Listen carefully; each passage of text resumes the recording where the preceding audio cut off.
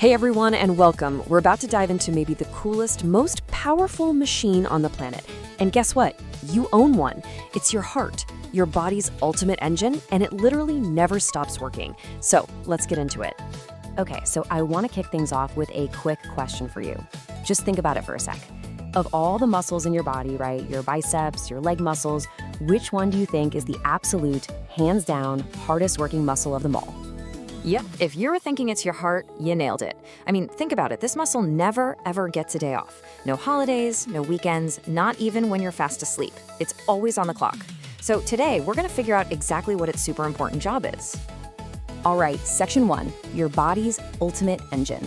And the big question is, why do we even need a heart? Well, here's the deal. Every single tiny part of you, all those trillions of cells, they're like little factories. They need fuel and oxygen to do their jobs, and they make trash that has to be taken away. And guess what's in charge of all those deliveries and pickups? That's right, the heart. Okay, so the heart is basically the engine for this massive body-wide delivery service called the circulatory system. It's pretty cool, actually. Just imagine your blood vessels are a huge network of highways, and your blood cells are the delivery trucks. The heart is the central hub, the main engine, that's constantly pumping those trucks out to deliver all the good stuff, like oxygen and nutrients, and then picking up all the waste, like carbon dioxide. And we are not talking about a small operation here. Get ready for this. Your heart pumps around 2,000 gallons of blood every single day. That is wild. To give you an idea of how much that is, it's enough to fill up a small swimming pool. Every day. That's just incredible. So how does it move all that blood? By beating about 100,000 times a day. Yeah, you heard me right, 100,000. That adds up to over 35 million times in a year. And the craziest part? It does all of this work automatically. You don't even have to think about it. It just does it. Okay, so we know why the heart is so important.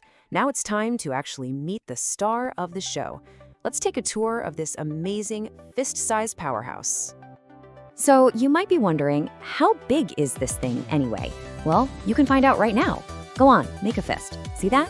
That's about how big your heart is. It's a powerful muscle tucked away safely just to the left of the middle of your chest. Now, if we could look inside your heart, you'd see it's not just one big blob. It's actually divided into 4 rooms or chambers. You've got 2 on the top called atria. Think of these as the waiting rooms where blood arrives. And then you've got 2 on the bottom called ventricles. These are the super strong pumping rooms that do all the heavy lifting, pushing the blood out. And to make sure there are no mix-ups, there's a super thick muscular wall running right down the middle called the septum. It's like a dividing wall in a house, keeping the left side and the right side completely separate. And that's really, really important because each side has a totally different job to do. So how does the blood keep moving in the right direction? Well, that's where the heart valves come in. You've got 4 of them, and they are basically perfect little one-way doors. They swing open to let blood flow through, and then slam! They shut tight so the blood can't go backwards. It's a brilliant system.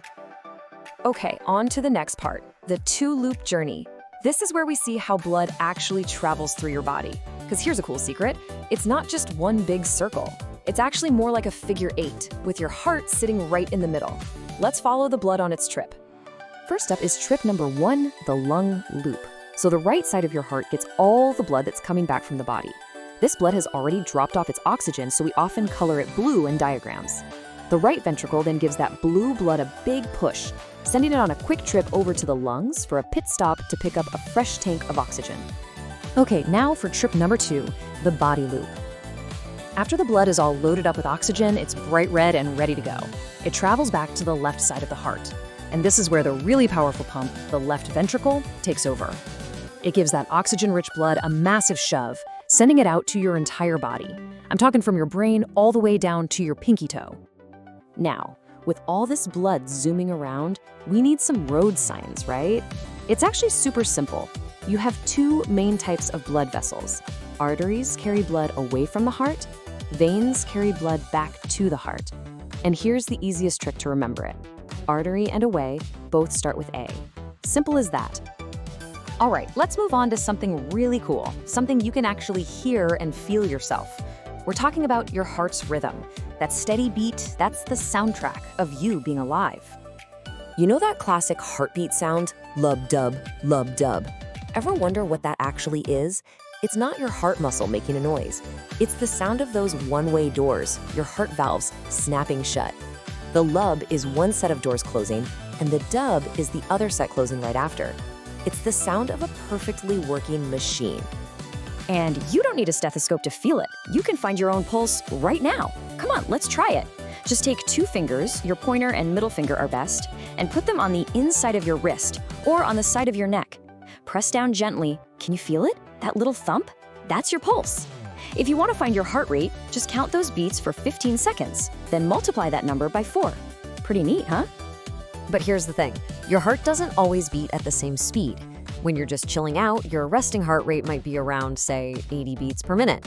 But if you go run around the block or play a game of soccer, that number shoots way up. So what's going on there? Why does it speed up? Well, it's pretty logical when you think about it. When you're running and jumping, your muscles are working way harder, right? And that means they're screaming for more oxygen. So your brain sends an urgent message to your heart that's basically like, hey, speed it up. The legs need more fuel stat. And your heart, being the awesome engine it is, immediately starts pumping faster to get that oxygen-rich blood where it needs to go. Okay, we've talked about how hard your heart works for you 24/7. So it seems only fair we talk about how we can help it out, right? Think of this last part as the owner's manual for your heart, how to keep your engine running strong for a long, long time. And the best part is, it's not even that complicated. It really comes down to 4 essential things. Number 1, be active. Get out and play for about an hour every day. Your heart is a muscle, and just like any other muscle, it loves a good workout. Number 2, eat healthy stuff. Load up on fruits, veggies, you know the drill. Number 3, get plenty of sleep. Your whole body, especially your heart, needs that time to recharge. And number 4, and this one is huge, stay away from smoking and vaping. It's just so bad for your heart and your blood vessels. So, when you boil it all down, your heart is this incredible engine that just works and works and works for you, nonstop. It's pretty much your body's MVP. So I'm gonna leave you with this final thought to chew on. What's one thing you can do today to say thank you to your heart? Think about it. Thanks so much for hanging out and learning all about this amazing organ with me.